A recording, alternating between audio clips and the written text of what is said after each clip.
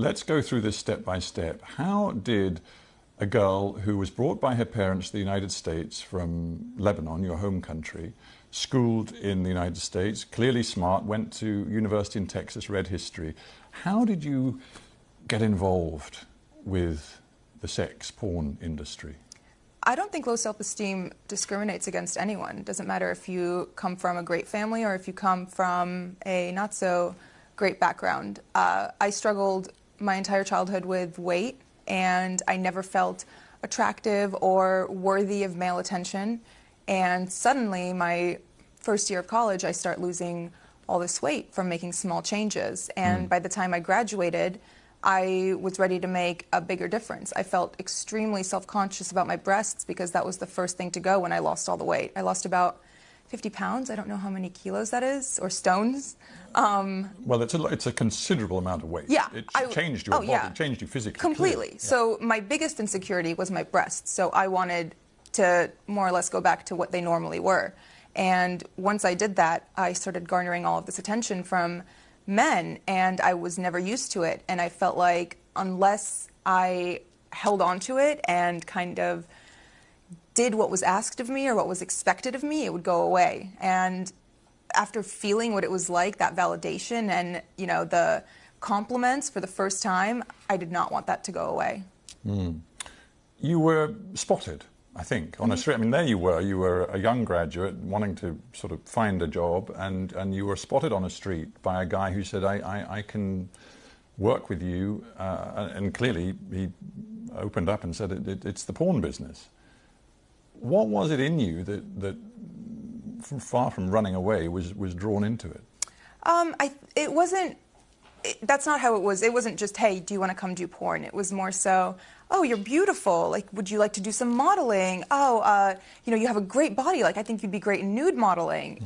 Things like that. And after I came and toured the studio, you know, it was very respectable. It was a gorgeous location. It was in Miami, in Doral, Florida. It was clean. Everyone who worked there was nice. All of their cubicles were decorated with family photos. Like, it was nothing dodgy or that made me uncomfortable. And after, the first time I went in wasn't the first time I filmed a porn movie. It was the second time. The first time was more so, do you want to do this? Like, sign the paperwork, et cetera, et cetera. These guys, they just saw you, frankly, as a money machine. Absolutely. But you still had no advisors, you had no lawyer, you had no nothing. So what 21-year-old has a lawyer on retainer? I'm just trying to get my head around how stressful this must have been, and whether even now, because you sit here so poised, and obviously a lot of time has passed and you've moved on, but do you think there is some sort of post-traumatic stress that is in you from this experience? Yes, and I think it kicks in mostly when I go out in public, because the stares I get, I feel like people can see through my clothes, and it brings me deep shame. It makes me feel like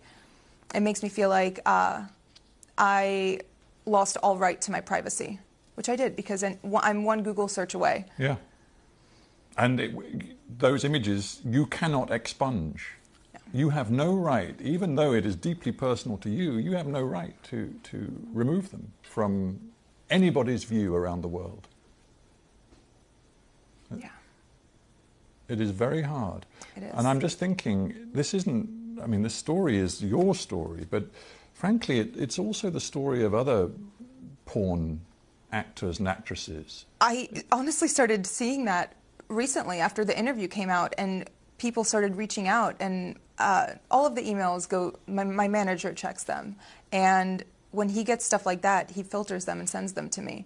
And reading the words of some of these girls who have been sex trafficked and forced into porn, and all of these stories of girls whose lives have been ruined by it, and by men who have taken advantage of them, and by contracts that they didn't even understand the jargon of, it makes me feel like, okay, maybe it was good that I started talking, and that I posted this interview, and that I'm speaking out now, because other people feel the same way. And even if they don't relate on as deep a level as, you know, doing porn, they can relate on the level of being insecure and being pressured into doing something they didn't want to do.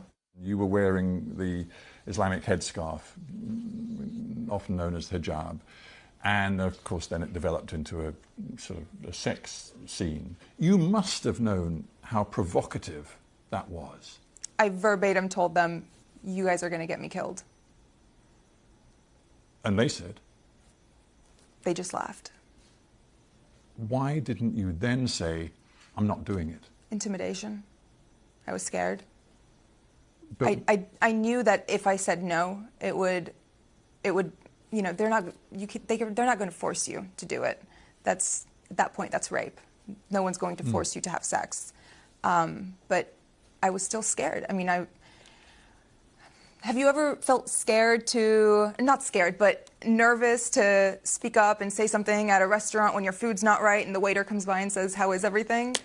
I was intimidated. I was nervous. We interview a lot of people, and many of them are middle-aged or older. It's great to have somebody in the studio who's only 26 years old. There is a school of thought which says that our culture as a whole, I'm not just talking about the United States or the UK, but many, many countries, is being pornified, and that young people in particular are so exposed to pornography, so young in their lives, that it's materially changing the way males and females relate to each other, the way they think about relationships in a potentially very corrosive, damaging way. What's your take on that? Of course it affects relationships. Porn addiction is very prevalent in America, and I'm sure here too. The things that men see in videos, they expect from the women in their lives, and that's just not reality. No one is going to be that perfect. No one is going to do those acts on a Wednesday night with the person they love.